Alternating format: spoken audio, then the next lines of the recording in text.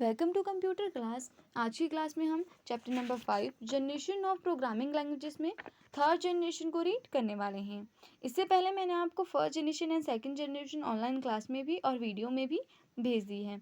आज हम करेंगे third generation, fourth and fifth generation. आपके पास टोटल कितनी जनरेशन है? 5 जनरेशन ऑफ कंप्यूटर आपके पास आई हुई है, मतलब प्रोग्रामिंग लैंग्वेज की कोई 5 जनरेशन आपके पास है। आज हम थर्ड जनरेशन के बारे में पढ़ेंगे, जो क्या है, हाई लेवल लैंग्वेज है। इससे पहले जो हमने first generation and second generation पढ़ी थी वो कैसी थी? हमारी लो लेवल लैंग्वेज थी। आज हम हाई लेवल लैंग्वेज के बारे में पढ़ेंगे। जो थर्ड जनरेशन ऑफ कंप्यूटर है उसे हम हाई लेवल लैंग्वेज कहा जाता था, जिसमें हम मैथ्स के फॉर्मूला से लेकर कोई भी सिम्टम का यूज़ कर सकते थे, कोई भी सिंबल्स का यूज़ भी हम इसमें कर सकते थे। ये सभी टेक्स्ट को, जो भी हमने टेक्स्ट लिखे होते हैं या जो कि हमने न्यूमेरिकल फॉर्म में लिखे हैं या फॉर्मूलाज लिखे होते थे, ये सभी पर वर्क करता था, मतलब सभी जगहों पर इसका काम अच्छे से होता था। इसमें बहुत सारी चेंजेस भी की हुई हैं। ये हमारे पास जो मशीन लैंग्वेज और असेंबली लैंग्वेज है, दोनों को मिलकर बना है, जो इसके ऑब्जेक्टिव भी हमारे पास यहाँ पर कुछ दिए हुए हैं। उसके बाद है कि ये क्या क्या करता था। ये हमारे पास बहुत सारे चेंजेस के साथ आया था, जैसे कि मैंने आपको पहले बताया। इसमें हमारी मशीन लैंग्वेज और हमारी असेंबली लैंग्वेज दोनों को मिक्स करके इसका निर्माण किया गया था।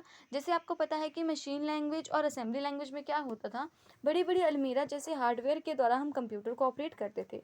बट जब इस जनरेशन में कंप्यूटर आया था तो नॉर्मल इस साइज़ का वो हो गया था, जिसमें काम करना बहुत आसान हो गया था।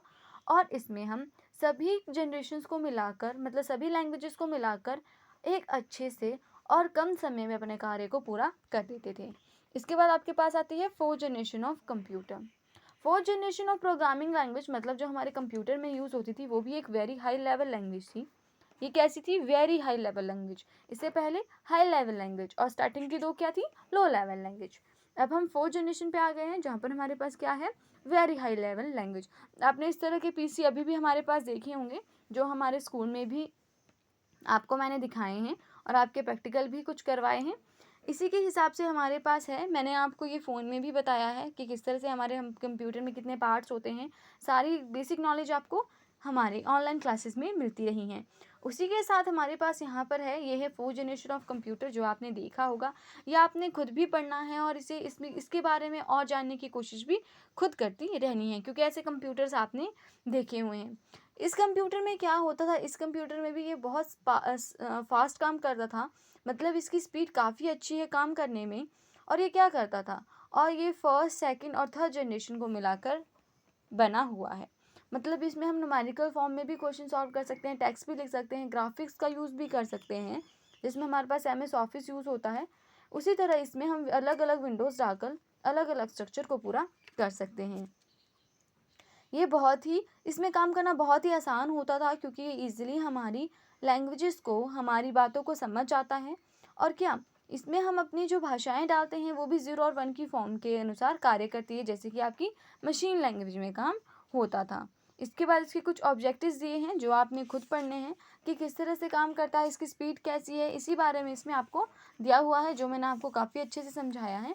आपने सिर्फ एक बार खुद पढ़ के देखना है कि इसका मतलब आपके पास क्या है। अब आते हैं हम fifth generation of programming language में, जिसे क्या कहते थे?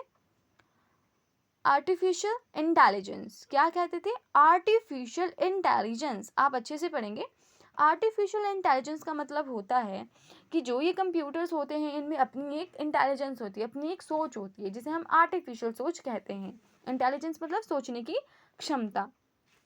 इनकी अपनी एक सोचने की क्षमता होती थी। जैसे हम इन्हें अपने बोल के भी हम इनसे कोई काम करवा सकते हैं, जैसे रोबोट होते हैं या कोई और चीज़ें होती हैं, इस तरह के कंप्यूटर्स होते हैं। उनमें क्या, ये हमारी वॉइस को भी रिकॉर्ड करता था।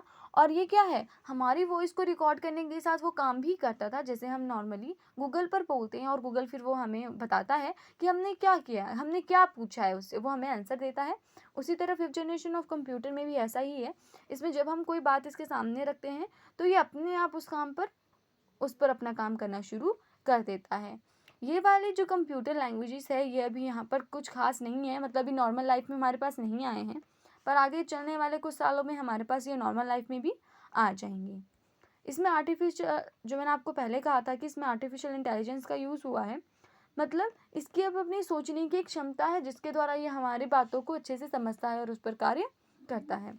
आज की क्लास में मैंने आपको पूरी 5th जनरेशन ऑफ कंप्यूटर तक पढ़ा दिया है।